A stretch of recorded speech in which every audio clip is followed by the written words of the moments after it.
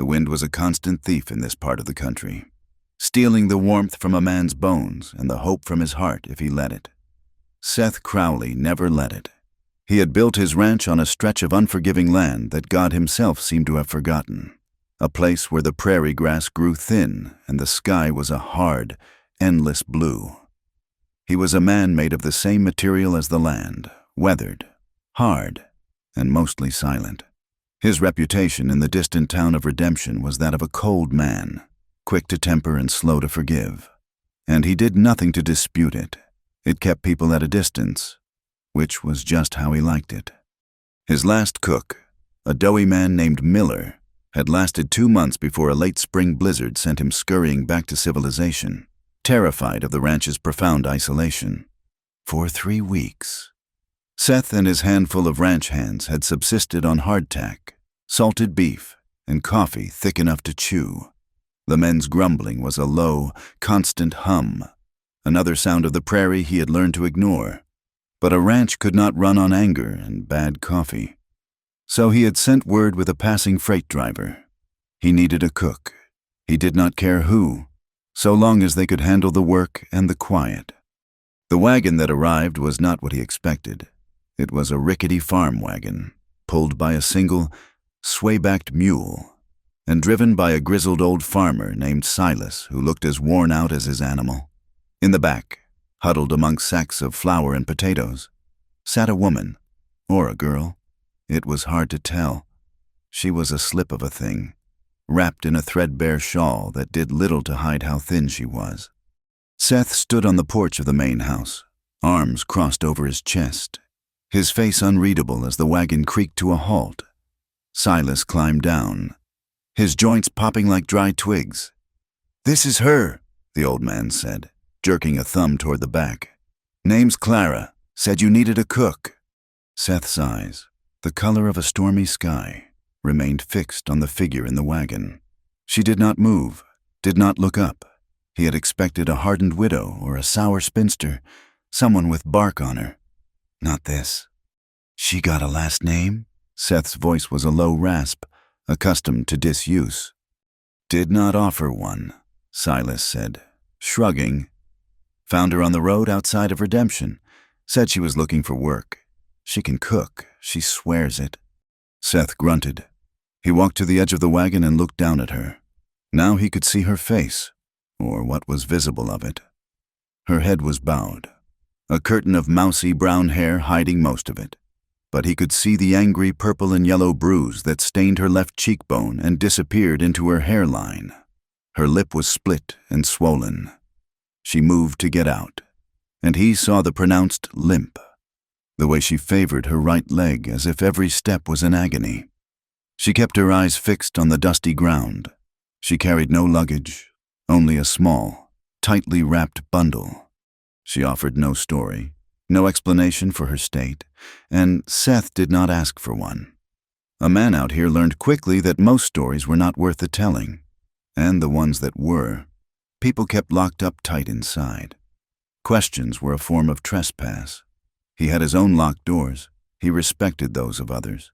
But he noticed every detail, the tremor in her hands, the way she held her body as if expecting a blow, the hollow look in her downcast eyes. He saw a creature that had been hunted. "The pay is $20 a month and board," he said, his tone flat and devoid of any welcome. "You will cook for me and 4 hands. Breakfast before sunup, dinner at noon, supper after sundown. The kitchen is yours to manage. You will keep it clean. You will waste nothing. Understand?" A small, almost inaudible sound escaped her. "Yes, sir." Her voice was a whisper, rough with disuse. She still had not looked at him. "Silas, help her with her things," Seth ordered, turning away before the old farmer could protest. He walked back toward the main house, feeling the woman's presence behind him like a change in the air pressure before a storm. The ranch was not a place of comfort. It was a raw collection of buildings clawed out of the wilderness. The main house, built of sturdy timber Seth had hauled himself, was functional and sparse. Beyond it stood a long, low bunkhouse for the men. a solid barn, and a web of corrals. The land rolled away in every direction, a vast, empty expanse of muted greens and browns under a sky that seemed to go on forever. It was a beautiful place if you appreciated solitude, and a terrifying one if you did not. The wind howled through the passes in the distant hills, carrying with it the scent of dust and sagebrush and a profound loneliness that could drive a person mad. Survival here was a daily struggle, a relentless war against the elements, against sickness, against the sheer crushing weight of the silence. It was no place for a woman, especially not one as broken as she appeared to be. Seth stopped at the bunkhouse. He pointed to a small, windowless room at the far end. Originally used for storing saddles and tack, it had a narrow cot, a wooden crate for a table, and nothing else. It was separate from the men's main sleeping quarters, but it was not the main house. It was a deliberate choice. He needed a cook, not a charity case. He needed a worker, not a woman to worry over. Placing her here drew a line in the dirt. You are an employee. You are separate. You are not my concern beyond the meals you provide. This will be your room, he stated. She finally looked up, just for a second. Her eyes were a pale, washed-out blue, like a winter sky. They were filled with a fear so deep it seemed ancient. But she nodded, a quick, jerky motion. "Thank you, sir," she whispered, her gaze dropping back to the floorboards. That brief glance was enough. He had seen the map of pain on her face, and something inside him, something he had thought long dead and buried, stirred. He ignored it, turning his back on her and striding toward the main house without another word. The ranch hands, a rough crew of men named Jeb, Gus, Eli, and a young kid named Billy, were not as circumspect as their boss. They saw Clara's bruised face and her limp, and the whispers started immediately. They gathered by the corral fence that evening, their voices low and cruel as they smoked their hand-rolled cigarettes. Bet her husband finally got tired of her mouthing off. Gus, a burly man with a thick beard, snickered. Or she weren't no husbands, Jeb added, spitting a stream of tobacco juice. Probably got tossed from the saloon in redemption. Looks the type. Leave her be, Eli, the oldest of the hands, grumbled. He was a man who had seen more than his share of trouble and recognized its shadow on the young woman. She is here to cook, that is all. She is a walking bruise, is what she is. Billy, the youngest, said with the casual cruelty of youth. Boss man sure knows how to pick 'em. Seth heard them from the porch where he sat cleaning his rifle. He heard every word. He did nothing, said nothing. Their talk was like the buzzing of flies, an annoyance to be endured. But he watched Clara from a distance as she moved about the cookhouse, a small, limping shadow against the firelight. He watched how she organized the sacks of flour and beans, how she scrubbed the long wooden table until it was pale and clean, how she moved with a quiet efficiency that belied her injuries. He watched, and he remained silent. Clara, for her part, seemed not to hear the whispers, or if she did, she gave no sign. She was a phantom in the kitchen. The meals she produced were simple but good. The bread was always fresh, the stews were savory, and the coffee was hot and strong. She worked from before the first light bled over the horizon until long after the last man had finished his supper. She never complained about the long hours, the primitive kitchen, or the constant ache in her leg. But she was a creature of fear. The clatter of a dropped pan would make her jump, her whole body going rigid. The sound of heavy boots on the floorboards caused her to flinch, her shoulders hunching as if to ward off a blow. She never spoke unless spoken to, and her answers were always brief and whispered, and she never, ever made eye contact. Her gaze was always fixed on the floor, on her hands, on the wall, anywhere but at the face of another person.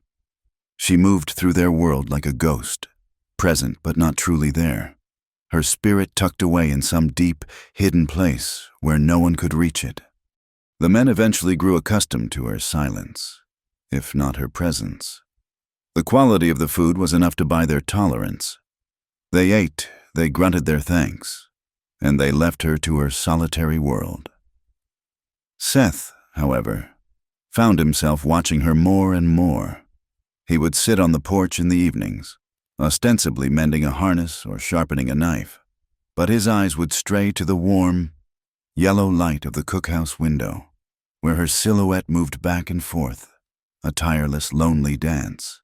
He saw a resilience in her that he had not expected, a core of iron beneath the fragile, battered surface. One night, nearly a month after her arrival, the water barrel in the kitchen ran dry. It was late.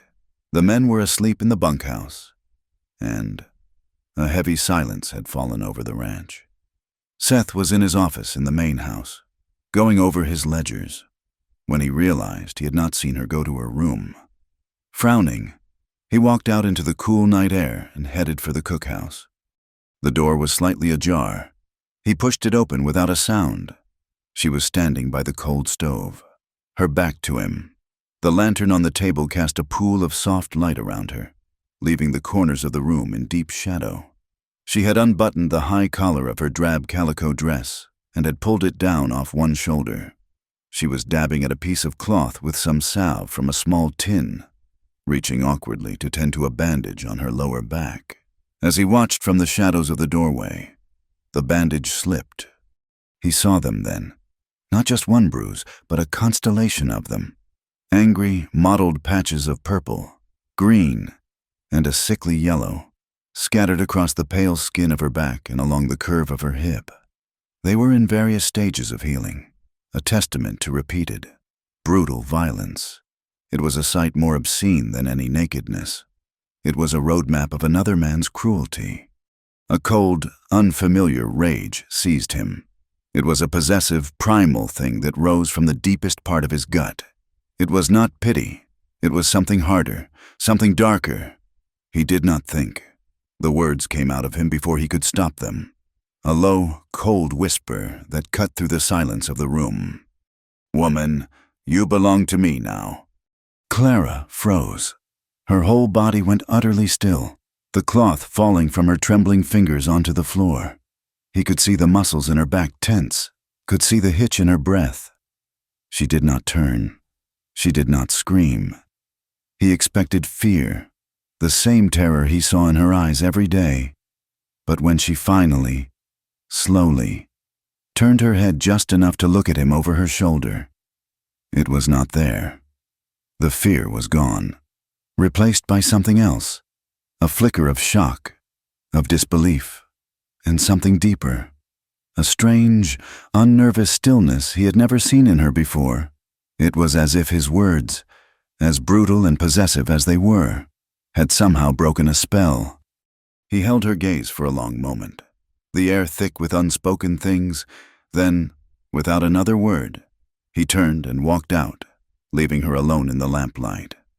That night, in her small, dark room, Clara did not cry. She lay on her cot, staring up at a ceiling she could not see, her body aching. She replayed his words over and over in her mind. "You belong to me now." It was the language of ownership, the same language her husband had used. It should have terrified her. It should have sent her running back into the wilderness, but it had not. Coming from Seth Crowley, a man as hard and silent as the stones of a canyon, it had sounded different. It had not sounded like a threat. In the desolate quiet of his voice, she had heard the clang of a closing gate, the turning of a lock. She did not know if she was being locked in or if something else was being locked out.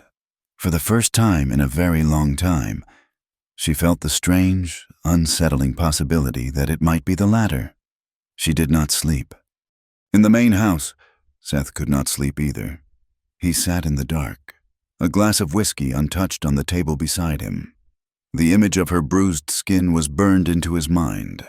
His own words echoed back at him, mocking him with their crudeness, their raw possessiveness. He did not know where they had come from. He was not a man who laid claim to people. He kept to himself. He asked for nothing and offered nothing beyond a fair wage. But seeing her like that, so broken and yet so determined to mend herself in secret, had unearthed something in him. It was an ugly, protective instinct he did not want and did not understand. He had spent his life building walls around his heart, and this quiet, damaged woman had slipped through the cracks without even trying. He downed the whiskey in one gulp, the burn in his throat doing nothing to quell the fire in his gut. Her past was a ghost that haunted the edges of his ranch. He did not need her to speak of it to know its shape. He could imagine it, a house, somewhere far from here. A man with a heavy hand and a soul poisoned by drink. He could hear the screaming, muffled and hopeless. He could feel the impact of fists against soft flesh, again and again, until the spirit began to break. He could smell the smoke and see the flicker of flames. A fire. She must have escaped during a fire. It was the only way a thing like her could have gotten away. A desperate act of survival, leaving scars both inside and out. The next morning, Seth was up before dawn. He did not wait for breakfast. He saddled his horse, a powerful black stallion named Shadow, and rode out. He did not ride toward the herd or check the fences. He rode west, toward the jagged peaks of the mountains that loomed on the horizon. He rode hard and fast, pushing the horse, pushing himself, as if trying to outrun the restless, unfamiliar feeling that had taken root in his chest.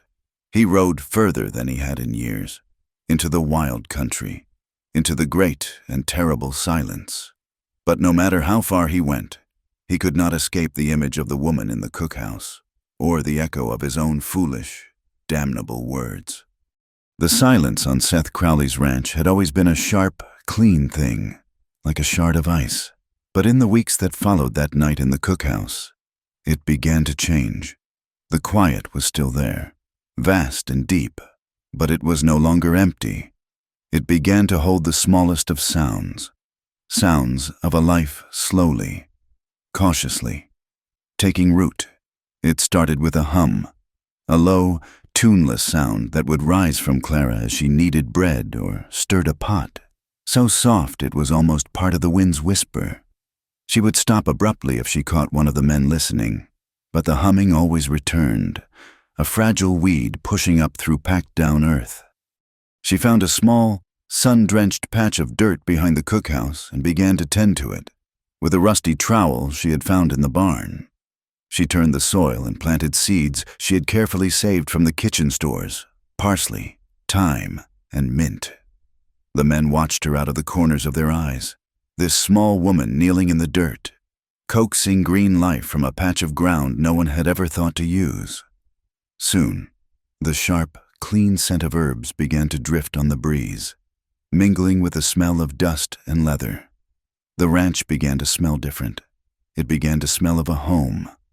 Clara moved with a growing purpose. She organized the storeroom, stacking tins and sacks with a neatness that shamed the rest of the ranch's chaotic order. She found a pile of old, tattered quilts in a dusty trunk, their patterns faded and their seams giving way.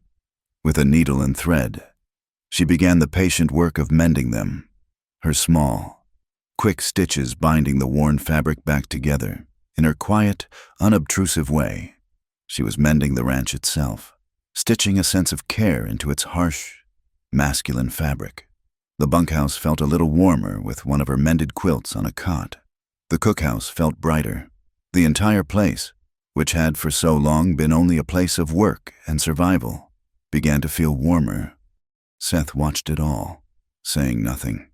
He noticed the humming, the smell of the herbs, the way the men's shirts were now properly mended instead of being held together with knots and hope. One morning, he rode out and returned late in the afternoon with his pack horse loaded down. He unloaded the supplies himself, not just flour and beans, but 3 glass jars of peaches, a bolt of dark blue calico fabric, and 2 hens clucking indignantly in a wooden crate. He set them on the cookhouse porch without a word and walked away. The next morning there was a dish of stewed peaches alongside the biscuits and gravy. A week later, he approached her as she was sweeping the porch. "The room in the bunkhouse is not secure," he said, his voice flat, his gaze fixed on the distant hills. "A coyote got into the tack room last week. You will move your things to the storeroom next to the main house. It has a sturdier door. It is safer." The room he indicated was small, but it was part of the main building's structure.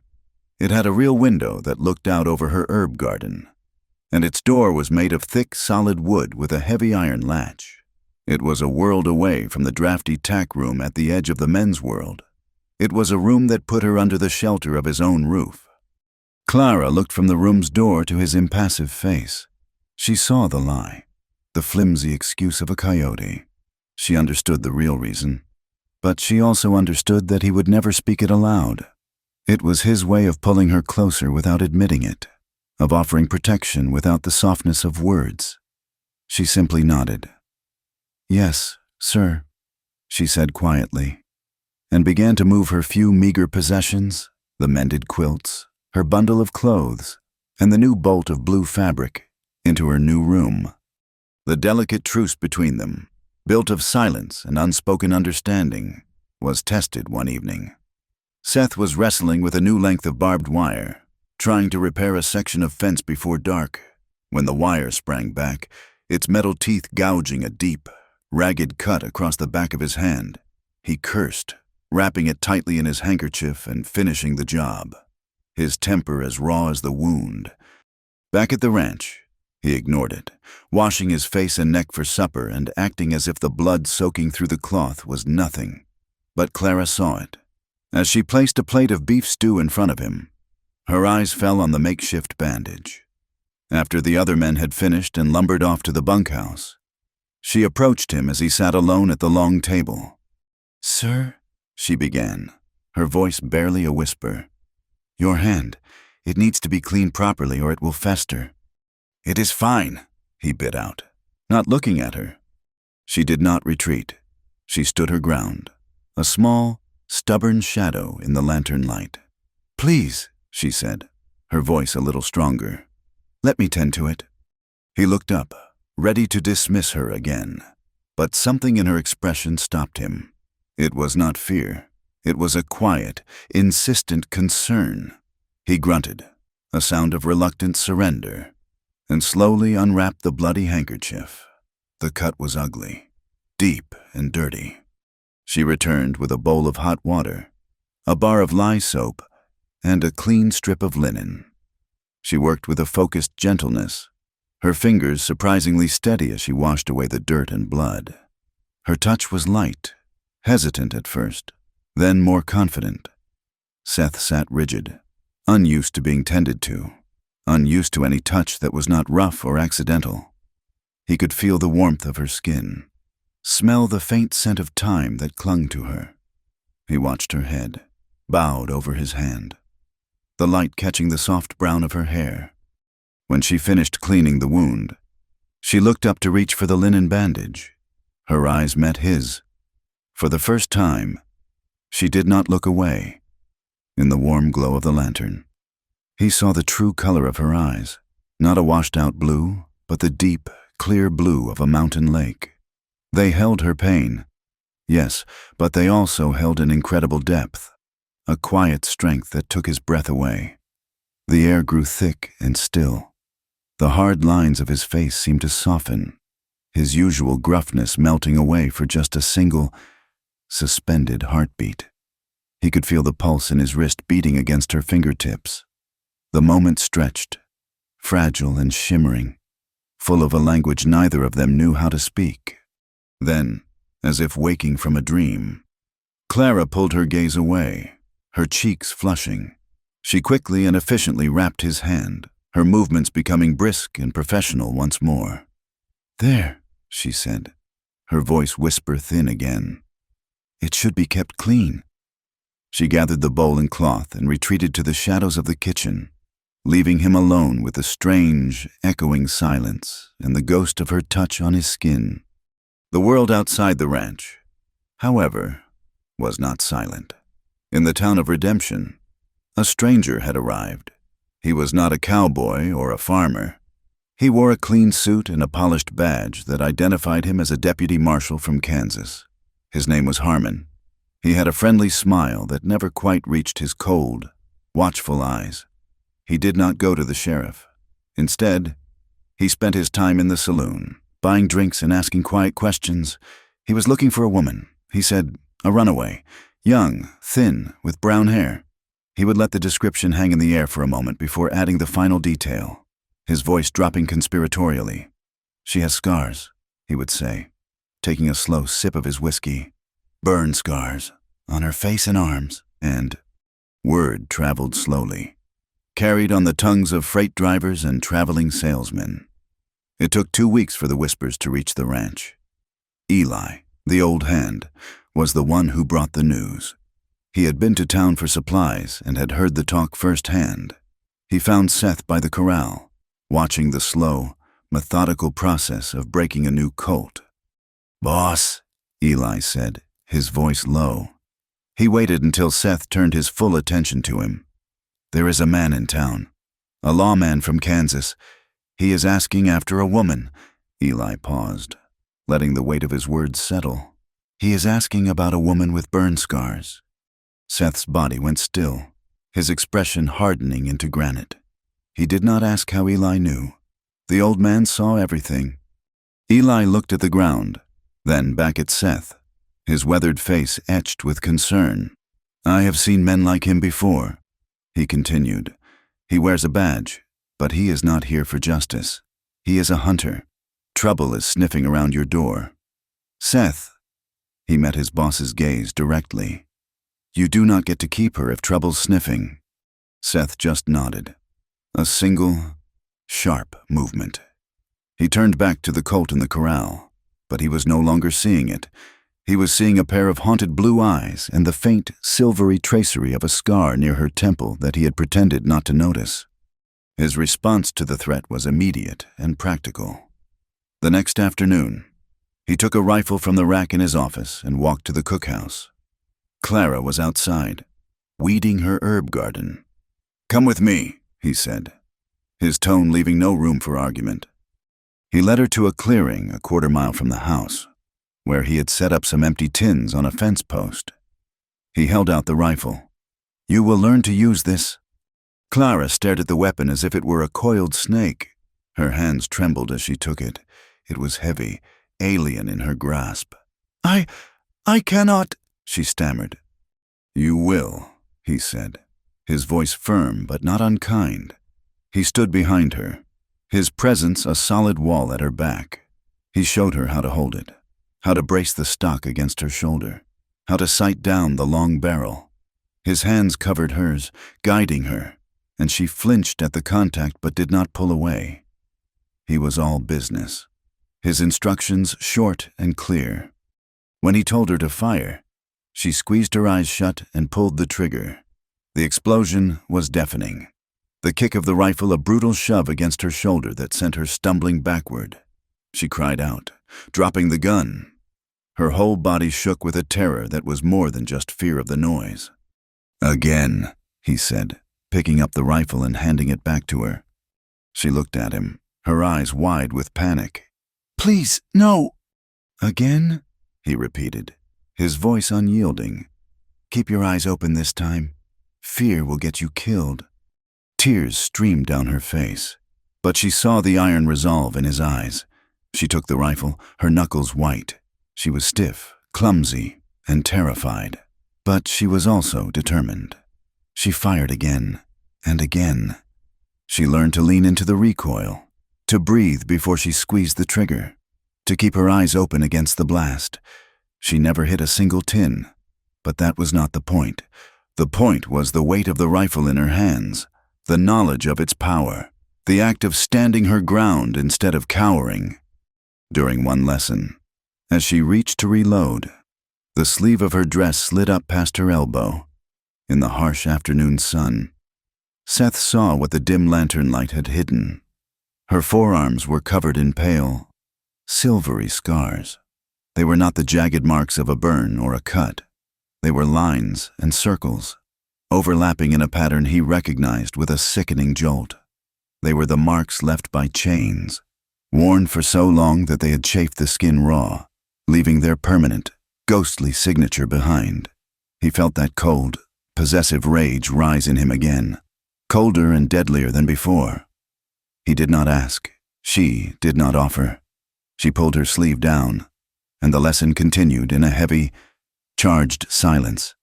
As a measure of strength returned to her, Clara began to chafe under his suffocating protection.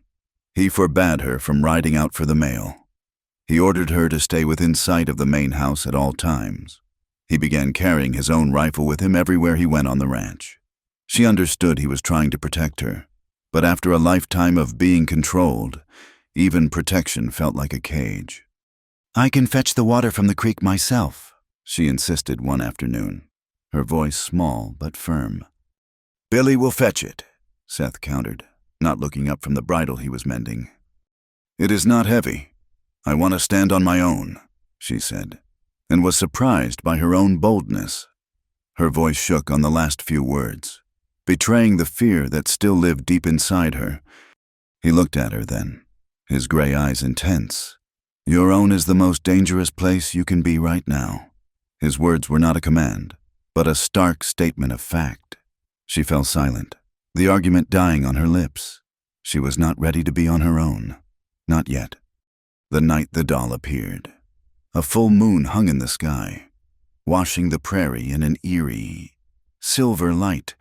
A sudden, violent banging on the main ranch gate echoed through the unnerving quiet. It was not a polite knock. It was a furious, splintering sound.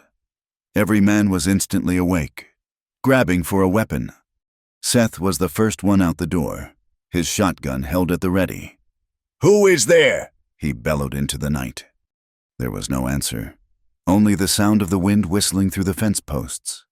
The ranch was silent, too silent, with Eli and Jeb flanking him. Seth approached the gate cautiously. There was no one there, no horse, no rider, no tracks in the dust besides their own. But there was something tied to the central fence post with a piece of dirty twine. It was a small rag doll, its yarn hair matted and its button eyes missing. Its calico dress was torn and stained with something dark. It was a pathetic, broken thing, a forgotten child's toy. But it was a message, a clear and vicious one. Clara had followed them out onto the porch. When she saw the doll in Seth's hand, a strangled gasp escaped her lips. The color drained from her face, leaving it a waxy, terrifying white. All the strength she had so carefully gathered over the past months crumbled in an instant. She looked like the same haunted creature who had arrived in the back of that wagon. Seth saw her reaction and knew this was not random. This was personal. He strode back to the house, his face a thunderous mask. He lit a lantern in the main room and turned to face her. The men had retreated, sensing this was a conversation for them alone. "Tell me," he said, his voice a low command. "Tell me everything." She was shaking, her arms wrapped around herself as if to hold her splintering pieces together. For a long moment, she just stared at the floor, lost in a nightmare only she could see. When she finally spoke, her voice was a broken, ragged thing, stripped of all hope. "My husband," she whispered, the word itself seeming to cause her physical pain. "He is not dead." She finally looked up at him, her blue eyes swimming with a terror so profound it made his own blood run cold. "He is the one who sent that man to town. He is looking for me, and he will not stop. Not until he has me back, not until I am back in chains." The confession hung in the air between them, a final, terrible truth that gave a name to the phantom that had haunted the ranch since her arrival. For days, an oppressive watchfulness settled over the place. Seth had the men ride the perimeter in pairs, their rifles never far from their hands. The sky, too, seemed to be holding its breath, the air growing heavy and unnaturally still. Then, the sky broke. It did not begin as a gentle snowfall. The wind came first, a low, keening howl from the north that stripped the last dead leaves from the cottonwoods. The temperature plummeted, and the sky turned the color of slate. Then the snow began. Not in flakes, but in a driving, horizontal torrent of white that erased the horizon in minutes. It was a blizzard, a true monster of the plains, the kind that buried fences, suffocated livestock, and entombed men in their own homes. Within hours, the ranch was an island in a swirling ocean of white. The bunkhouse was cut off from the main house by a chest-deep drift. The men hunkered down with their own supplies. The world shrank to the four walls of the main house, where Seth and Clara were now trapped. The wind shrieked and battered the log walls, and the constant percussive rattle of ice against the window panes was the only sound besides the crackle of the fire in the great stone hearth. They fell into a tense, domestic rhythm born of necessity. Seth kept the fire roaring, venturing out into the blinding white only to fetch more wood from the porch stack or to check on the animals in the nearby barn. Clara cooked. The simple, repetitive tasks a fragile anchor in the storm's chaos. They moved around each other in the confined space, the air thick with unspoken things. Every accidental brush of his arm against hers, every shared glance across the flickering firelight was charged with a dangerous current. The desire that had lingered in the shadows was now a palpable presence in the room, a third entity trapped in the house with them. But her fear was there, too, a ghost at the feast. Her trust in him was a new and delicate thing, as fragile as a pane of ice, and the storm outside was nothing compared to the one raging inside her. On the third night of the blizzard, the wind reached a fever pitch, sounding like a chorus of grieving women just outside the door. Sleep was impossible. Seth lay on a bedroll on the floor before the hearth, staring into the embers, his rifle beside him. Clara was in her small room, but he could hear her tossing and turning on her cot, sometime after midnight. A new sound cut through the howl of the wind, a muffled, desperate cry. He was on his feet in an instant. Grabbing the rifle, he moved to her door and listened. A choked sob. Then, a whimpered, "No, please, the fire!" She was dreaming. He pushed the door open. The room was icy cold, the dim firelight from the main room barely reaching her. She was thrashing on the narrow cot, her face contorted in terror, her hands batting at an unseen enemy. "Get away!" she cried out, her voice raw with a remembered agony. He knew he had to wake her, but he hesitated. To touch her in this state might throw her deeper into the nightmare, might make him the monster she was fighting. He took a breath and spoke her name, his voice a low rumble, steady against the storm. "Clara." She went still. "Clara, wake up," he said again, a little louder. "You are safe. It is just a dream." Her eyes flew open, wide and unseeing, clouded with the residue of her terror. She stared at his silhouette in the doorway, her breath coming in ragged, panicked gasps. He did not move, did not approach. He just stood there, a solid, unthreatening presence. Slowly, the nightmare receded from her eyes, replaced by a dawning awareness. She saw him, saw the rifle in his hand, and a fresh wave of fear washed over her. He saw it and immediately leaned the gun against the doorframe, holding his empty hands up slightly. "It is just the storm," he said quietly. "You are safe here." She stared at him for a long moment, the rise and fall of her chest the only movement in the room. Then, she began to shake, a deep, uncontrollable tremor that racked her entire body. Tears she could not seem to stop began to stream down her face. Without thinking, she pushed herself up and stumbled out of the bed, moving past him into the relative warmth of the main room. She collapsed onto the floor by the hearth, drawing her knees to her chest. He followed her, keeping his distance, and threw another log on the fire. The flames leaped up, casting dancing shadows on the walls.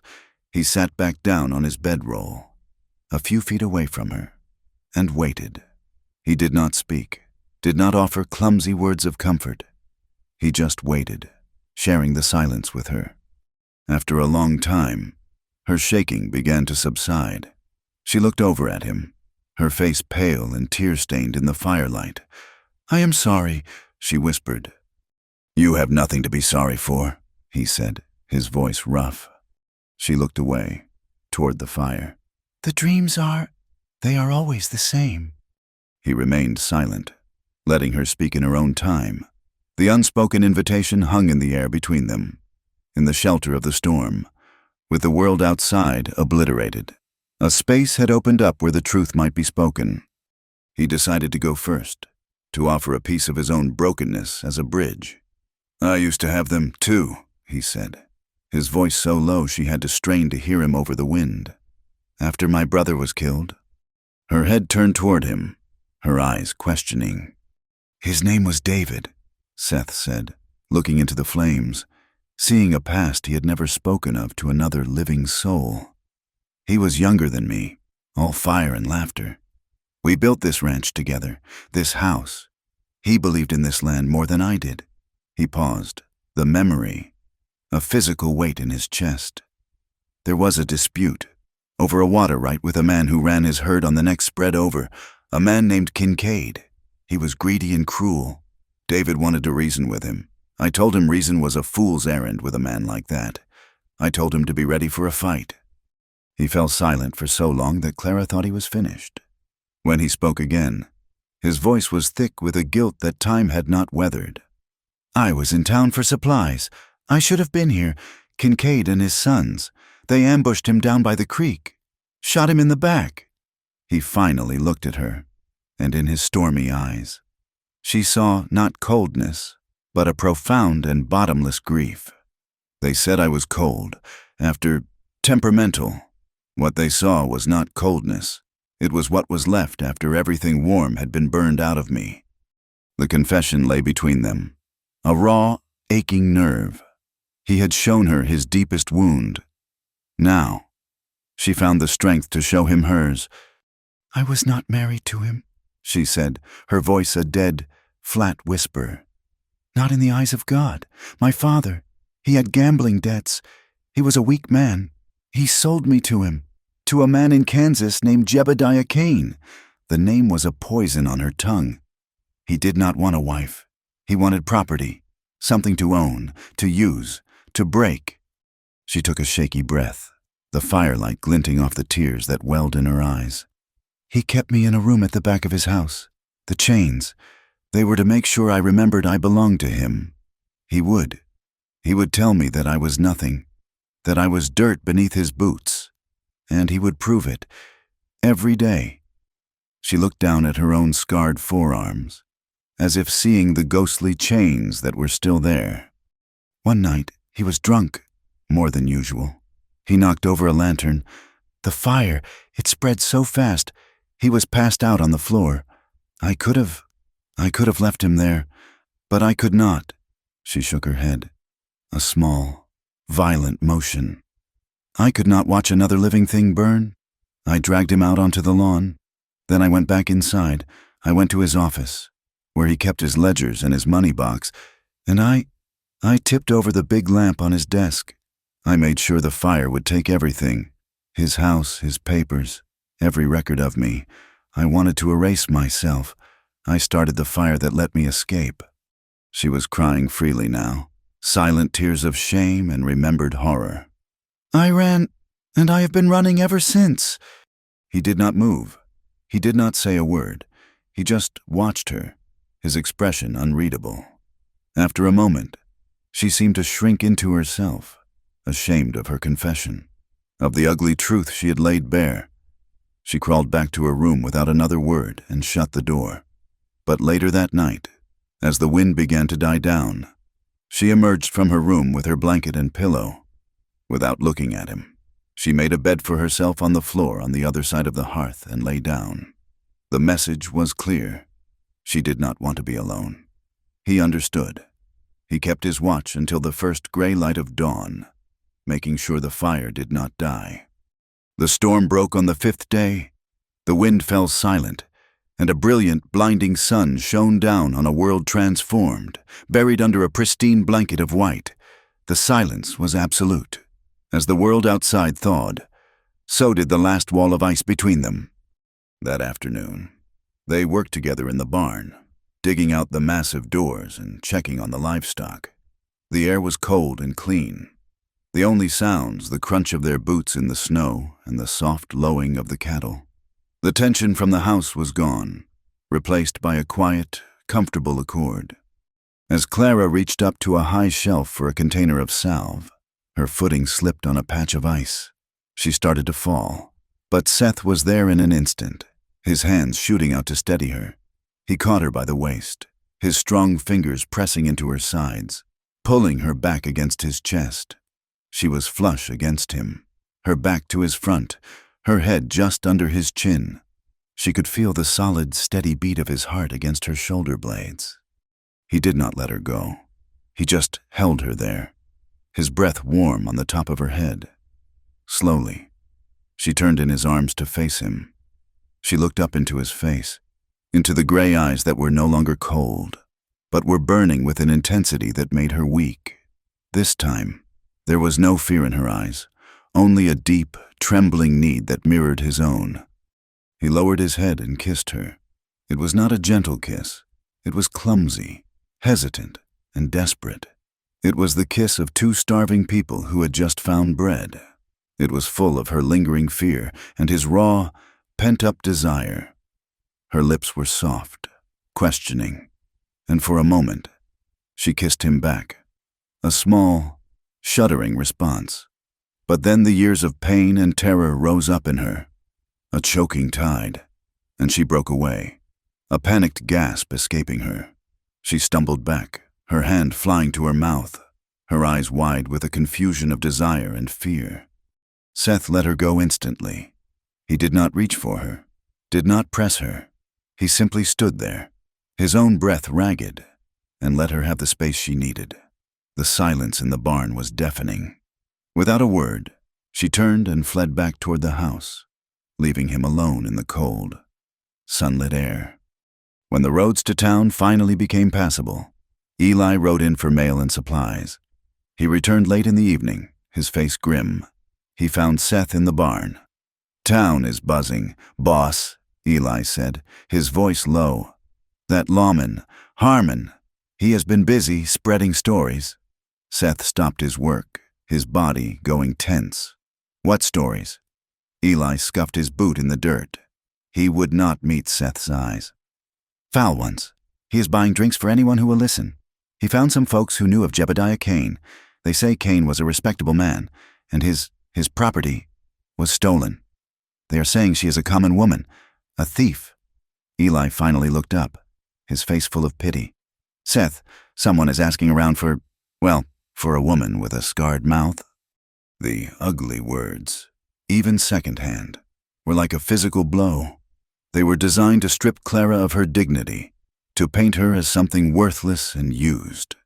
Seth's face became a mask of cold, controlled fury. He did not say a word. He turned on his heel, strode to the main house, took his hat and his heavy coat, and walked back out to the corral. He saddled his horse with a chilling efficiency. "Where are you going?" Clara asked, her voice small, as she met him by the gate. "To town," he bit out. "Do not," she pleaded, grabbing his arm. "Please, it will only make it worse. It is just talk." He looked down at her hand on his arm, then into her frightened eyes. "Some talk needs to be silenced," he said, his voice flat and dangerous. He gently removed her hand, swung himself into the saddle, and rode out, a dark, solitary figure against the snow-covered landscape. He returned hours later, long after dark. He stabled his horse and walked into the main house, where Clara had been waiting, pacing by the cold hearth. There was a fresh cut on his cheekbone, and the knuckles of his right hand were skinned and bloody. A dark stain, blood, was spattered on the collar of his shirt. He said nothing. He walked past her to the whiskey bottle, poured a glass, and downed it in one motion. The quiet, violent fury rolled off him in waves. Clara stared at him, at the evidence of his brutality. All her old fears came rushing back. She saw not the protector, but the aggressor. She saw the man her husband had been, the man who solved problems with his fists. She saw the violence she had brought to this quiet place, and she was sure he saw it. Too, he would send her away now. He had to. She was trouble, She was a sickness that infected everything she touched. The thought of leaving, of being cast back out into the world alone, was more terrifying than any beating. The dam of her control, so carefully constructed over months, finally broke. A raw, animal sob tore from her throat. "Do not send me away," she begged, her voice shattering. She stumbled toward him, grabbing the front of his shirt in her fists. "Please, Seth, whatever I have to do, I will do it. But do not make me leave. Please do not leave me." He looked down at her, his own fury instantly extinguished by the sight of her complete and utter despair. He saw her not as the source of the trouble, but as its victim. He saw the culmination of a lifetime of pain in her broken plea. Gently, he took her by the shoulders. "I am not sending you away, Clara," he said, his voice hoarse. "Ever." But she was beyond hearing him, lost in her terror. He led her to a chair and knelt before her, slowly, reverently, as if handling something infinitely precious and fragile. He began to unbutton the top buttons of her dress. She flinched, but did not pull away. He was not undressing her with desire, but with an almost spiritual care. He peeled the worn dress from her shoulders, then her chemise. He lifted her into his arms. She was as light as a child, and carried her to his own bed. He laid her down gently and pulled the heavy quilts over her bare skin. Then he removed his own boots and gun belt and lay down on top of the quilts beside her. He did not touch her skin. He simply turned onto his side, facing her, and pulled her bundled form against his chest.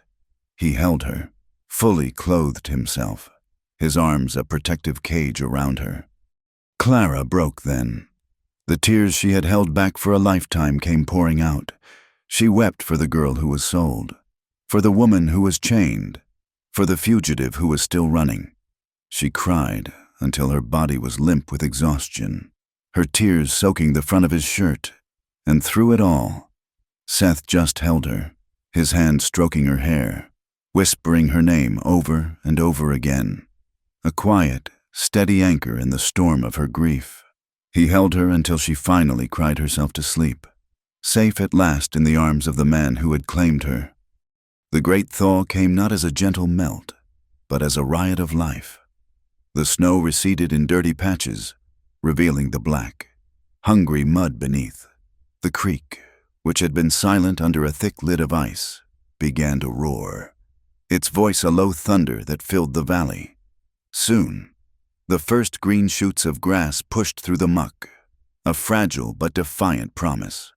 Life was returning to the land, and with it, life was returning to Clara's eyes. The haunted, vacant look that had been her shield for so long began to be replaced by a soft, clear light. The humming that had once been a furtive whisper now had a quiet confidence as she worked, a melody that was hers alone. Spring on the ranch was a time of birth, and the fields were soon filled with the clumsy, long-legged figures of newborn calves. Clara would watch them from the porch, a small, genuine smile touching her lips as they stumbled after their mothers.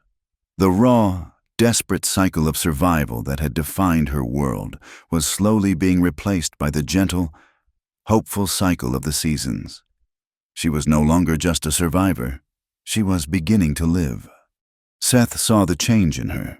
He saw it in the way she no longer flinched when he entered a room, in the way she had started to meet his gaze directly, in the easy way she now moved about the ranch as if she belonged there.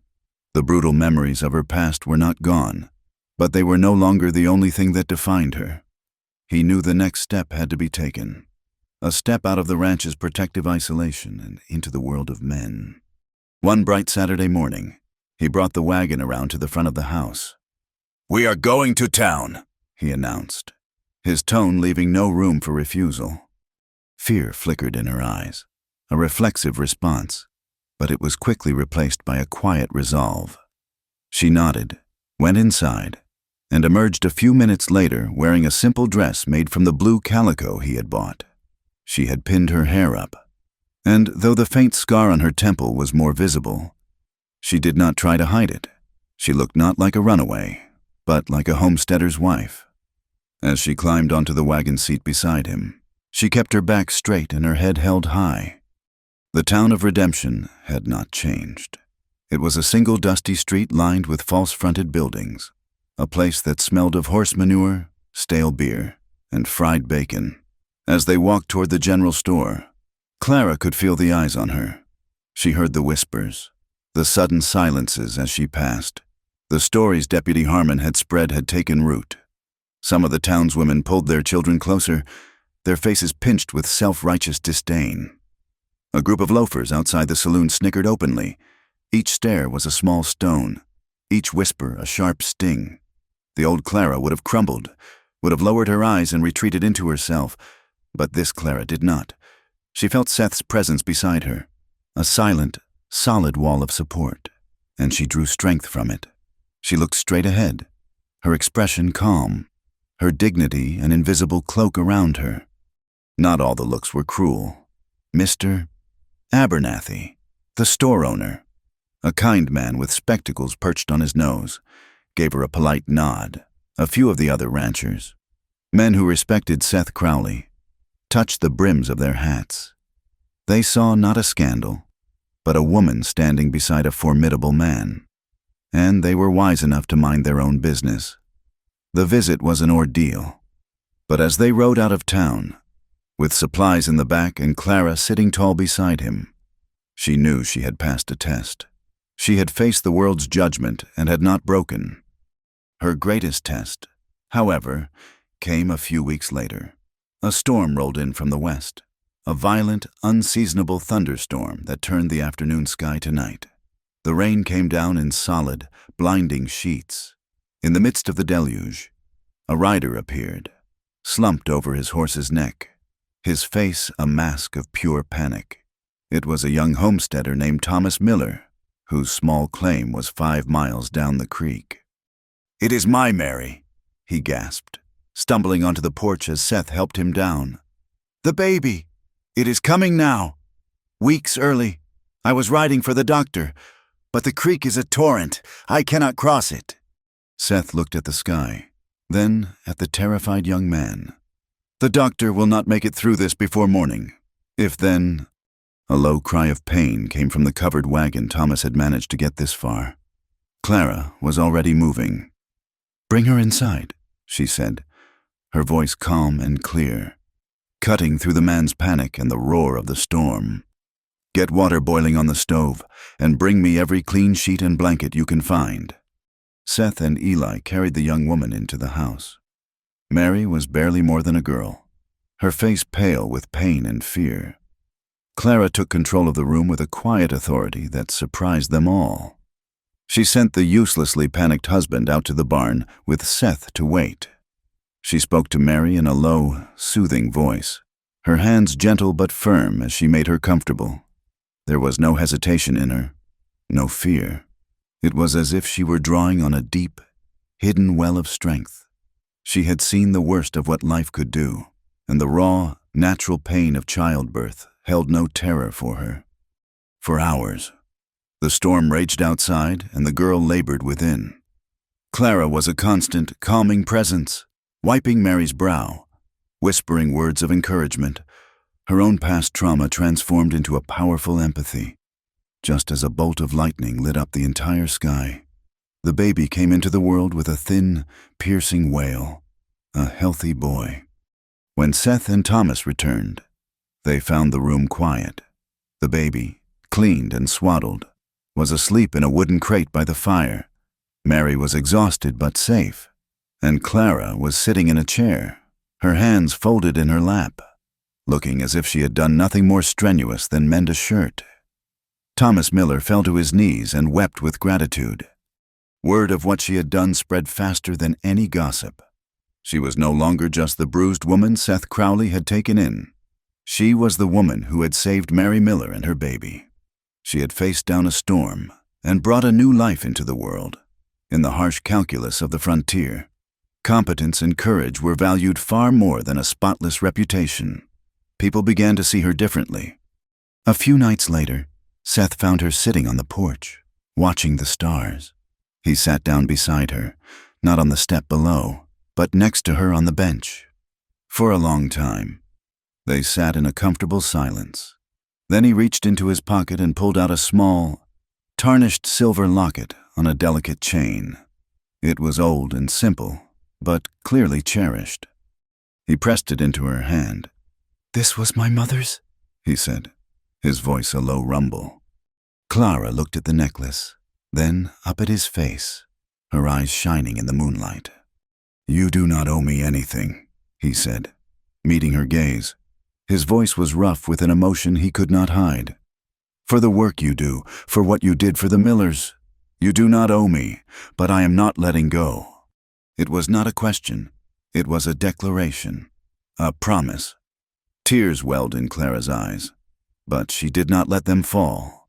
She simply clutched the locket in her hand, the cool metal a solid, real thing against her skin. The quiet peace of their new life was shattered the following week. Seth rode out on a Tuesday for a 3-day supply run to a bigger town. 2 days' ride to the south for seed and a new plowshare. He promised to be back by Thursday evening. Thursday came and went. The sun set, painting the sky in brilliant strokes of orange and purple. But the road remained empty. Clara could not eat. She could not sit still. She paced the length of the porch, her arms wrapped around herself, her eyes straining to see through the gathering dusk. Every rustle of the wind sounded like hoofbeats. Every shadow seemed to take the shape of a horse and rider. The men tried to reassure her, but they, too, were on edge. Eli kept his rifle clean and ready by the bunkhouse door. The ranch, which had become her sanctuary, now felt vast, empty, and menacing without Seth at its center. By Friday morning, a cold, sickening panic had taken root in her heart. He was strong and capable, but he had enemies. Not just hers, but his own, and now, his greatest vulnerability was her. He returned late Saturday afternoon. He did not ride in tall and straight, but slumped in the saddle, his face a swollen, bruised mess. His left arm was bound in a crude sling, and his shirt was ripped and stained with dried blood. He had not been robbed. The supplies were still tied to the packhorse. This had been personal. Clara ran to him as he slid weakly from the saddle, nearly collapsing. She and Eli helped him into the house and onto his bed. As she began to clean his wounds, she saw the full extent of the damage. His knuckles were split open, but the bruises on his face and torso told her he had been outnumbered, 3 or 4 to 1, at least. This was Harmon's work, or rather, her husband's work, carried out by hired fists. They had not tried to kill him. They had tried to break him, to send a message. She worked with a fierce, angry tenderness, her hands never shaking. The fear was still there, a cold knot in her stomach, but it was overshadowed by a hot, protective rage. This had happened because of her, but she would not let it break them. When she had finished bandaging his ribs and cleaning the cuts on his face, she sat on the edge of the bed and took his good hand in hers. He looked at her through a swollen eye. "Clara," he began, his voice a pained rasp. She cut him off, her voice low and intense, full of a strength he had never heard before. "You cannot do this alone. Seth," she whispered, squeezing his hand. "They want you to be alone. They want me to be alone. But they have failed. You are not alone anymore." In that moment, she was not his ward, not the broken woman he had saved. She was his partner, his equal. The last of her fears seemed to burn away, consumed by her love for this man who had fought for her. That night, as she sat watch by his bed, he woke. He reached out and touched her cheek, his bruised fingers surprisingly gentle. "Stay," he rasped. It was not a command, but a plea. She rose and untied the laces of her dress. She lay down on the bed beside him, pulling the quilt over them both. He moved with a pained slowness, turning to face her. The air was thick with a hesitant, sacred awe. This was not about desire, not about passion, but about sealing the promise they had made to each other. It was about healing. When he finally made love to her, it was a slow, raw, and reverent act. Every touch was a question, every movement a prayer. He kissed the scars on her arms, on her back, on her temple, not to erase them, but to claim them, to love them as a part of her. He touched her as if she were something holy, something that could be broken by anything less than absolute tenderness. And for the first time in her life, Clara learned what it was to be touched with love instead of violence. When it was over, she wept in his arms, great, shuddering sobs that shook her entire body. They were not tears of pain or sorrow. They were tears of release, the final, cleansing flood that washed away the last remnants of Jebediah Cain's poison. Seth held her through it all, murmuring her name, until she fell into a deep, dreamless sleep. In the days that followed, as his body healed, a new and unbreakable bond formed between them. One evening, as they sat on the porch watching the sun go down, he turned to her. "When I am healed," he said simply, "I will ride for the preacher. I want you to stay, for good, as my wife." She did not answer him with words. The next morning, he found her by the front gate. She had found a smooth, long piece of cottonwood, and with a small whittling knife, she was painstakingly carving a single word into its surface. Clara. She was carving her name onto the ranch, claiming it as her own, just as he had claimed her. The idyllic peace lasted less than a week. Young Billy, sent to town for the mail, came galloping back to the ranch, his face pale with panic. He threw a piece of paper down on the table in front of Seth. It was a wanted poster. The paper was rough, the ink dark and stark. At the top, in bold letters, was the word "wanted." Beneath it was a crudely drawn but recognizable sketch of her face, and below that, the words that stole the very breath from her lungs. It listed her real name, Clara Vance, and then the charges. Lies spun from a thread of truth to create a web of damnation. For kidnapping. For it was claimed she had abducted a servant girl who had disappeared the night of the fire. For arson. For the burning of the Cain estate. And for murder. For the death of that same servant girl, presumed to have perished in the flames Clara had set. A bounty of $500 was offered for her capture, dead or alive. It was signed by a federal marshal in the Kansas territory. Seth read it, and his face became a thing of terrifying stillness. He looked at Clara, at the utter devastation in her eyes. Her husband had not just sent thugs. He had twisted the law itself into a weapon. He had made her a monster in the eyes of the world. Without a word, Seth stood up, took his gun belt from its peg, and strapped it around his waist. He walked out the door, his movement stiff with a murderous rage. "Seth, wait!" Clara cried, running after him. "I am going to see the sheriff," he said through gritted teeth as he threw a saddle on his horse. "This ends now."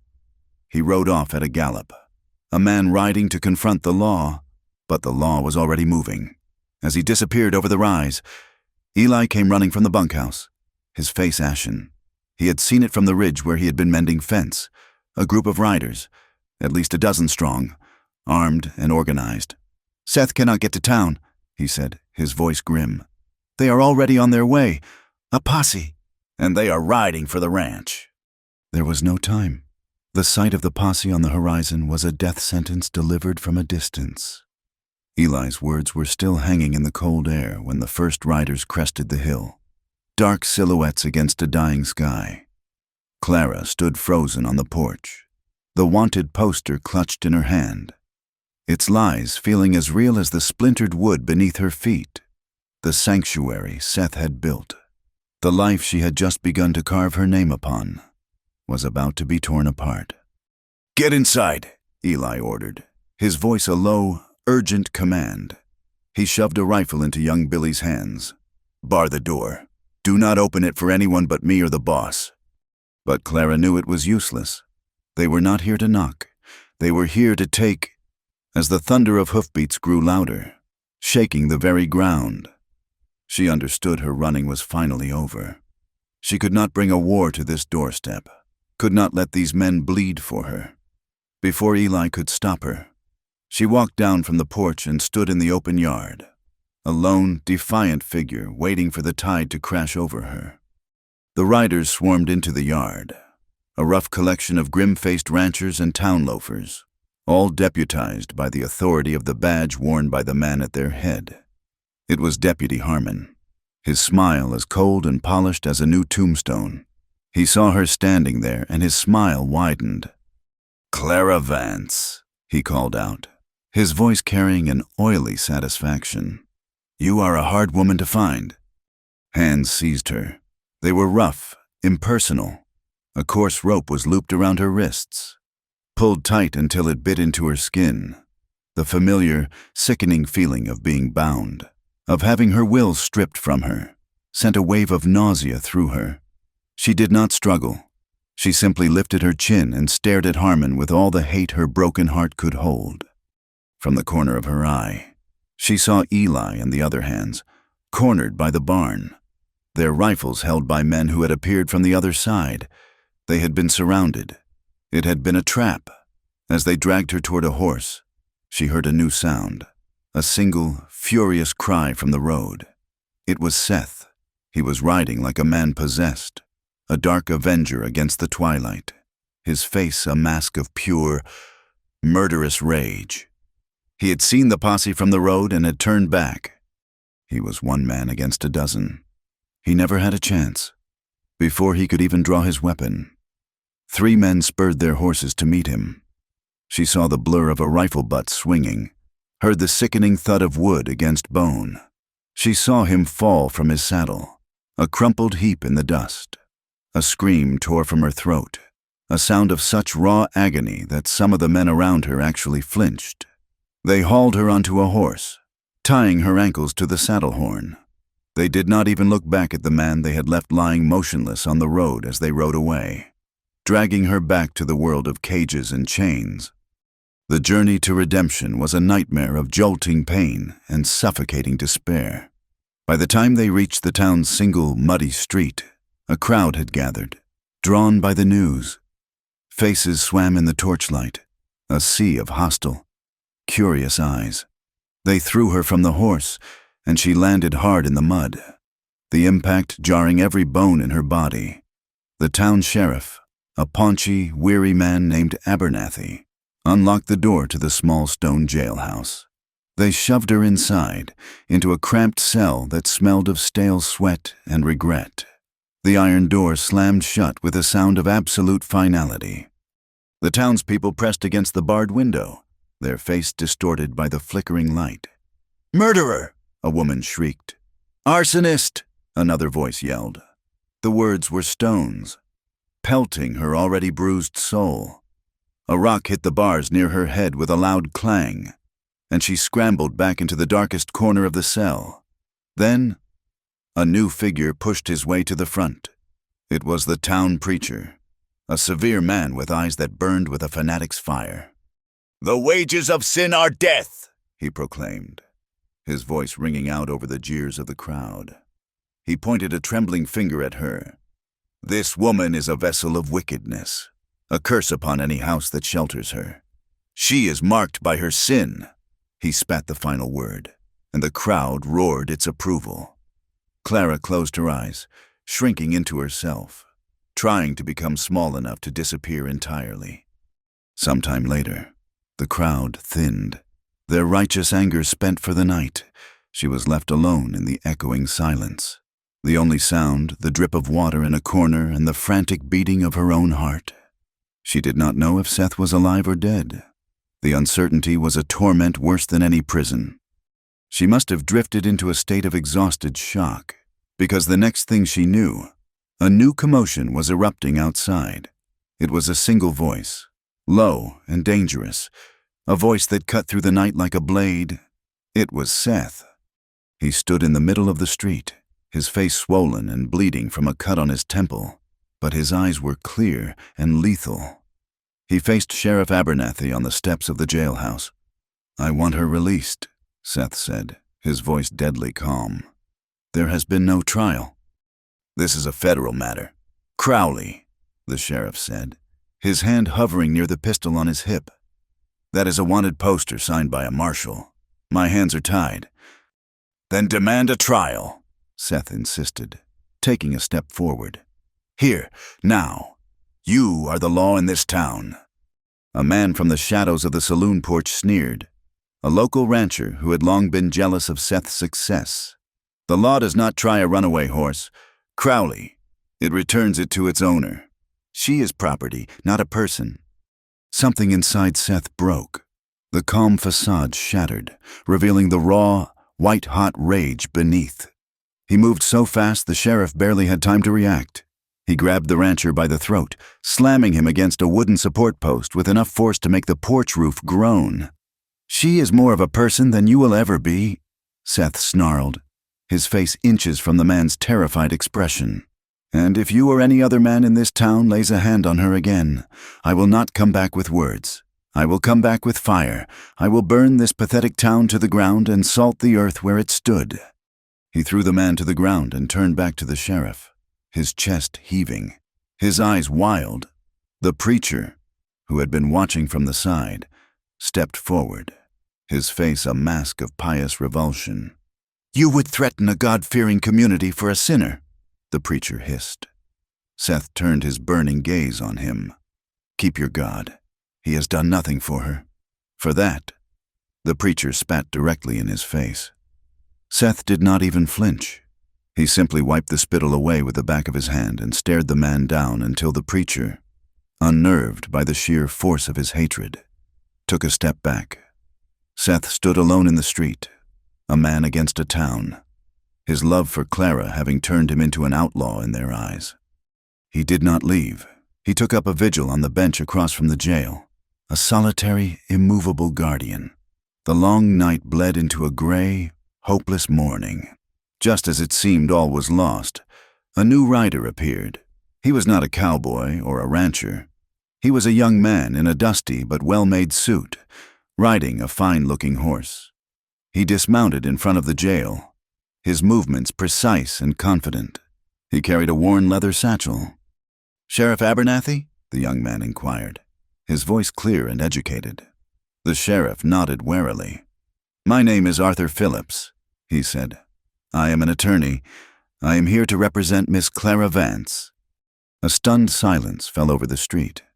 Seth rose to his feet, staring at the newcomer. The lawyer turned to him. "You must be Mr. Crowley. I received a letter." He reached into his satchel. "It was sent over a year ago by Clara's sister, Eleanor. She had received a letter from Clara, one of the few she ever managed to send. Speaking of her dire situation, Eleanor hired me to find her sister. It has taken me a very long time." He had arrived in Redemption the night before, heard the news, and understood he had found her at the last possible moment, under the cold, clear light of the law that Phillips represented. The mob's certainty began to waver. He demanded a trial by jury, citing territorial law, reluctantly. Sheriff Abernathy had to agree. A judge was a day's ride away. The trial would begin in 2 days. It was a small victory, a sliver of hope in an ocean of despair. The courtroom was the town's saloon, cleared of its tables and smelling of sawdust and stale whiskey. The entire town packed into the room, their faces a mixture of morbid curiosity and grim judgment. Clara was led in, her hands bound in front of her. She felt 100 pairs of eyes on her, dissecting her, condemning her. She saw Seth standing against the back wall, his face bruised but his gaze locked on her, a silent promise of support. The trial began. The prosecution, led by a smirking lawyer hired by Harmon, presented the wanted poster as evidence. Witnesses from Kansas, men paid by her husband, testified that Jebediah Kane was a respected, church-going man, and that Clara was a troubled, dishonest woman he had taken in out of charity. They painted a picture of a viper she had repaid kindness with theft and destruction. Then, Arthur Phillips called Clara to the stand. Her legs felt like water as she walked to the witness chair. Her hands trembled so badly she had to hide them in her lap. "Miss Vance," Phillips began gently, "please tell the court, in your own words, what happened in the house of Jebediah Kane." She looked out at the sea of hostile faces. She saw the preacher in the front row, his mouth a thin, hard line. She felt the weight of their judgment, and for a moment, her throat closed up. She could not speak. Then she found Seth's eyes at the back of the room. He gave a single, almost imperceptible nod. "Breathe." She took a shaky breath and began. Her voice was a mere whisper at first, trembling and thin. She spoke of her father's debts, of being handed over like a piece of a livestock. "He told me I was his property now," she said, her voice gaining a bit of strength. "And he spent the next 5 years proving it."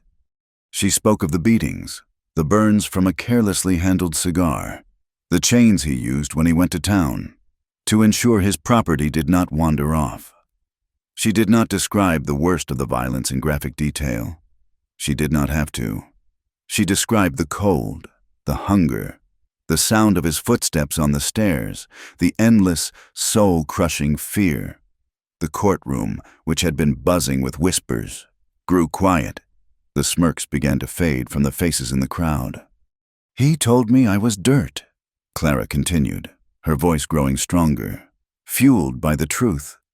"He told me I was nothing, that no one would ever believe me. He tried to erase me, to make me believe I was not even a person." She looked at the jury, 12 stern-faced ranchers and merchants. "The night of the fire, he knocked over a lantern in a drunken rage. When I saw the flames, I did not see an escape. I saw a chance to be free of him. Yes, but I also saw a chance to erase the person he had tried to make me. I started the second fire in his office, the one that burned his ledgers, his records of ownership. I was not trying to murder anyone. I was trying to kill the ghost he had made of me." She finished, and the silence in the courtroom was absolute. It was no longer the silence of judgment, but of shock. They had come to see a monster and had found a victim. She looked at Seth. There were tears in his eyes. Phillips had only one more witness. "I call Seth Crowley." Seth strode to the front of the room. He did not take the witness chair. He stood before the jury, his battered face a testament to his own trial by violence. He looked at each of the 12 men in the eye. "I do not know about Kansas," he began, his voice a low, brutal thing that commanded attention. "I do not know Jebediah Kane. I know what I see.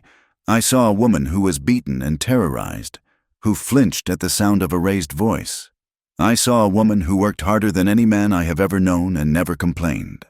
I saw a woman who saved a neighbor's child during a storm when no one else could." He paused, and his gaze shifted to Clara. His voice softened, but lost none of its power. "You have heard that she is a curse. You have heard that she is a sinner. You have heard she is a murderer." He turned back to the jury, his expression raw with a conviction that was more powerful than any legal argument. "All I know is this. Before she came to my ranch, I was a dead man walking. She saved me." Then he turned, without waiting for a single question, and walked out of the saloon, leaving his words to hang in the stunned silence. The trial was over, but the judge announced he would not deliver a verdict until the following day. The tension in the town was thick enough to choke on. Clara was led back to her cell, her mind a whirlwind of hope and terror. For the first time, she had spoken her truth. For the first time, someone had listened. But she knew her husband's reach was long and his money powerful. The old instinct screamed at her to run, to find a way out of the cell and disappear again. But she pushed it down. She thought of Seth's words. She saved me. She would not run. She would stand her ground. For him. That night, Seth returned to the ranch. He knew what was coming. Kane's men would not wait for a verdict. If the law would not deliver Clara to them, they would remove the only man standing in their way. He did not light a lamp in the main house. He sat in the darkness of the porch, his rifle across his lap, and waited. They came after midnight, 3 of them, moving like shadows through the sagebrush. They thought he would be inside, asleep. They were wrong. The first man made it to the edge of the porch before Seth fired. The blast of the rifle shattered the night's silence, a deafening roar that echoed across the valley. The man fell without a sound. The other 2 scattered, firing wildly into the dark house. Seth had already moved, melting into the deeper shadows by the side of the barn. One of the men broke cover, running for the corral. Seth fired again. The second man went down. The third, seeing he was outmatched, fired one last panicked shot toward the house before scrambling to his horse and fleeing into the darkness. The gunshots, faint but distinct, carried on the clear night air all the way to town. Clara was lying on her cot, staring into the darkness. When she heard the first shot, her heart stopped, then the second, then a flurry of them. A scream built in her chest, a primal sound of pure terror. She knew that sound. It was the sound of death. It was coming from the direction of the ranch. They were killing him. They were killing him because of her. She scrambled to the bars of her cell, gripping the cold iron, her knuckles white. "Seth!" she screamed into the night, but her voice was swallowed by the immense, indifferent darkness. The jail bars, cold and unyielding, were all that separated her from a madness born of absolute terror and despair. She was trapped, helpless, listening to the murder of the only man who had ever truly seen her. The dawn that broke over redemption was cold and gray, mirroring the hollow dread in Clara's heart. The night had been an eternity of listening, of straining to hear hoofbeats that did not come, of imagining the worst. Her screams had long since subsided into a choked, silent prayer. When Sheriff Abernathy came to fetch her, his face was unreadable. He did not speak of the gunshots, and she was too terrified to ask. She was led back to the saloon, the air thick with the tension of a town holding its collective breath. The room was even more crowded than the day before. She saw Seth standing in the same spot at the back, his face grim, a fresh bandage on his arm. He was alive. A wave of relief so profound it almost buckled her knees washed over her. He was alive. And for now, that was all that mattered. She met his gaze, and in his eyes, she saw the grim story of the night's battle and a fierce, unwavering promise that he was not done fighting. The judge, a circuit judge named Elias Thorne with a face like carved granite and eyes that missed nothing, entered the room. A heavy silence fell. Clara stood before him. Her hands clasped so tightly her knuckles were white. She felt like a trapped bird, her heart hammering against her ribs, waiting for the cage door to open or for the final blow to fall. Judge Thorne cleared his throat, the sound unnaturally loud in the silent room. He held up the wanted poster. "This document," he began, his voice a deep baritone that filled every corner of the saloon, "accuses Clara Vance of kidnapping, arson, and murder. It offers a bounty for her capture, dead or alive. It is signed by a federal marshal." He let the words hang in the air, a statement of the formidable power she was up against. He then looked directly at Clara, his gaze intense. "Yesterday, this court heard testimony from the accused. She did not speak of murder or kidnapping. She spoke of captivity. She spoke of brutality and of an escape from a life no human being should be forced to endure." He shifted his gaze to the jury. "We also heard testimony from Mr. Seth Crowley, and we have the testimony of a night of violence. Last night, Mr. Crowley's ranch was attacked by 3 armed men. 2 of them are dead. The third is in custody. This third man, under questioning from Sheriff Abernathy, has confessed they were hired by a man named Jebediah Kane of Kansas, with instructions to kill Mr. Crowley and retrieve Kane's property." A collective gasp went through the room. The preacher, in the front row, looked as though he had been struck. The judge's voice dropped, becoming as cold and hard as iron. "It is the finding of this court that Jebediah Kane, through his agent Deputy Harmon and other hired parties, has attempted to use and subvert the law for his own vengeful and criminal purposes. He has perjured witnesses and has now resorted to attempted murder on the citizens of this territory." He looked back at Clara, and for the first time, a flicker of something like compassion showed in his stern eyes. "Therefore, the verdict is as follows, on all charges listed on this warrant. Clara Vance is found not guilty. She is free. For a moment, Clara did not understand. The words did not register. Free. The concept was too vast, too foreign to be grasped. The judge was not finished. He slammed his gavel down, the sound cracking like a rifle shot. Furthermore, Jebediah Kane is hereby declared an outlaw in this territory. A warrant will be issued for his arrest on charges of conspiracy and attempted murder. The bounty on Miss Vance is rescinded, effective immediately. This court is adjourned. The saloon erupted. People were on their feet, talking, shouting. The sound was a meaningless roar in Clara's ears. Free! The word finally broke through the fog in her mind. Arthur Phillips, her young lawyer, was smiling at her, his hand on her shoulder. The sheriff was unlocking the manacles on her wrists. The cold iron fell away. Her hands were her own. She was her own. She stumbled out of the saloon into the bright morning sunlight, which felt harsh and alien after the darkness of her cell. And then she saw him. Seth was walking toward her, his long strides eating up the distance between them. The crowd parted for him. His face was a mess of bruises. His arm was in a sling, but his eyes were fixed on her, and they held the entire world. She did not walk. She ran. She stumbled the last few feet and crashed into his chest, her arms wrapping around his neck as a sob. A sound of pure, unadulterated relief tore from her throat. He caught her, his good arm coming around her, holding her so tightly she could barely breathe. He did not speak. He did not need to. He just held her, his hand tangled in her hair, his face buried in her neck. He held her as she wept, his solid presence the only anchor in a world that had just tilted back onto its axis. He was the only truth she had ever known, and she was home. The ride back to the ranch was quiet. They rode side by side, their horses moving at a slow walk. The weight of the past few days, the trial, the sleepless nights, had settled on them both. But beneath the exhaustion was a deep, unshakable peace. It was over. As they crested the final hill, the ranch came into view below them. Clara felt a smile touch her lips. The first real smile in what felt like a lifetime. She was going home, but then the smile froze.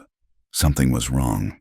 A strange, acrid smell hung in the air, the smell of charred wood and wet ash. As they drew closer, the full scope of the devastation became clear. The bunkhouse was a blackened skeleton, its roof gone, its walls reduced to smoldering timbers. The side of the barn was scorched and gaping, a ragged black wound. One of the stray shots from the night before must have struck a lantern. The fire had raged, unchecked, until the morning dew and the men's frantic efforts with buckets of water had finally subdued it. The main house was untouched, but the heart of the ranch's working life, the place where the men had lived and worked, was a ruin. They dismounted in the silent, devastated yard. Eli and the other hands stood near the wreckage, their faces covered in soot and despair. Seth walked slowly toward the remains of the bunkhouse, his boots crunching on charred debris. He stopped and stared at the ruin, at the years of hard work turned to ash. This place was more than just a ranch to him. It was the legacy he had built with his brother, the only thing he had left of him. Clara watched as his broad shoulders began to shake. A sound, low and guttural, came from his throat. He sank to his knees in the ash, his head bowed. Seth Crowley, the man who was as hard and unyielding as the land itself, wept. He wept not for the money or the lost buildings, but for the violation, for the violence that had followed her here and had finally scarred the one place he held sacred. He wept with a silent, wrenching grief that was more terrible than any scream. Clara went to him. She knelt in the soot and ash beside him, heedless of her dress, and wrapped her arms around his shaking shoulders. She did not offer empty words of comfort. She simply held him, pressing her cheek against his back, her own silent tears falling onto his shirt. She had been the one in need of protection, the one who needed to be held and comforted. Now, it was her turn. She kissed the bruised and scarred skin of his neck, a tender, healing gesture. "We will rebuild it," she whispered, her voice fierce and certain. Together. He turned then and pulled her into his arms, and they knelt there together in the ruins, two broken people holding each other's pieces, no longer alone. Rebuilding was slow and painful work. It began with clearing the wreckage, a grim task of sorting through the blackened bones of their former life. But with every charred board they hauled away, it felt as though they were also clearing away the last vestiges of the past. The work was hard, physical, and honest. Under the warm spring sun, they measured and sawed new timber. Seth, his arm still healing, taught Clara how to hammer a nail straight and true. She worked alongside the men, her hands growing calloused, her muscles aching at the end of each day. She was no longer just the cook, a fragile creature to be sheltered. She was a builder, a partner in the resurrection of their home. The townspeople began to treat her differently. The verdict had silenced the most vicious of the gossip, and her story, now known, had engendered a reluctant respect, and in some, a genuine sympathy. Thomas Miller, the young homesteader whose wife and child she had saved, showed up one morning with two of his neighbors, their tools in their hands. "Heard you could use some help," he said simply, avoiding Seth's eyes, but giving Clara a nod of profound respect. They worked all day and asked for nothing in return. Mrs. Abernathy, the wife of the store owner, brought a basket filled with fresh bread, a jar of preserves, and 2 whole chickens. She pressed it into Clara's hands and said, "We are glad you are safe, dear." There were still those who looked at her with spite, who whispered behind their hands when she rode into town. The preacher never looked her in the eye again. But Clara no longer bowed her head. She met their stares with a calm, quiet confidence. She had faced down lawmen and liars, had walked through fire and had come out the other side. The petty judgments of small-minded people were less than nothing to her now. One afternoon in late summer, when the frame of the new bunkhouse stood tall against the blue sky, Seth took her hand and led her down to the creek, to a place where a single, ancient willow tree drooped its green branches almost to the water. Eli was there, along with young Billy and Thomas and Mary Miller, holding their healthy, gurgling baby, a traveling preacher. A kind-faced old man Seth had quietly summoned, stood waiting under the willow's gentle shade. There was no white dress, no fancy ceremony. Clara wore her simple blue calico, and Seth wore a clean work shirt. There was no music, save for the whisper of the wind in the willow leaves and the gurgle of the creek as they stood before the preacher. Seth's hand, calloused and strong, trembled in hers. They spoke the simple, timeless vows, their voices quiet but clear in the warm afternoon air. When the preacher declared them man and wife, Seth did not kiss her with passion, but with a deep, reverent tenderness that spoke of promises kept and a future finally claimed. Life settled into a new rhythm, a peaceful and profound domesticity. Clara now cooked in the kitchen of the main house, a room that was now truly hers, every morning as she stood before the stove. Seth would come up behind her, wrap his arms around her waist, and kiss the side of her neck before he went out for the day. They spoke little, but their silence was no longer one of distance or caution. It was the deep, easy silence of two people who understood each other's souls. One cool evening in the early fall, as the leaves on the cottonwoods were beginning to turn to gold, Clara was cleaning out a corner of the newly rebuilt barn. Her shovel struck something hard in the packed dirt floor. Curious, she dug around it. It was a length of rusted iron. As she pulled it free from the earth, she saw what it was, a heavy, pitted link of a chain, with a broken manacle still attached at one end. It must have fallen from a freight wagon years ago and been buried in the dirt. She stared at it, the cold, heavy weight of it in her hands a ghost from her past. It was a symbol of everything she had been: property, a captive, a thing to be bound. She saw Jebediah Cain's face, heard his voice, but they were faint now, like a bad dream remembered in the light of day. They had no more power over her. Clutching the chain, she walked out of the barn and down the long path to the creek. The water, running clear and swift over the smooth stones, was preparing for the coming winter.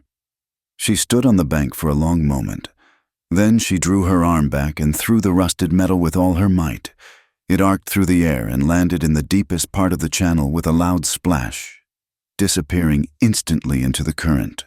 The water flowed on, undisturbed, as if it had never been there. "No more," she whispered to the wind. She felt his arms slide around her waist from behind, his chin coming to rest on her shoulder. She leaned back against the solid warmth of his chest. He had been watching her. He understood.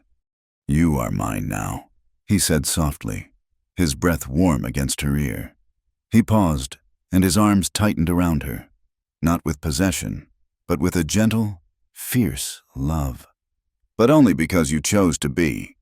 The wind howled its ancient song as it swept across the vast, open prairie, rustling the dry grasses. But this time, as it wrapped around the small, rebuilt ranch and the two figures standing by the creek, it did not sound like loneliness or sorrow. It sounded, at long last, like peace. Thank you for listening to our story. Please comment with where you are listening from to connect with others. Subscribe to the From Wild West channel and share your thoughts with us in English.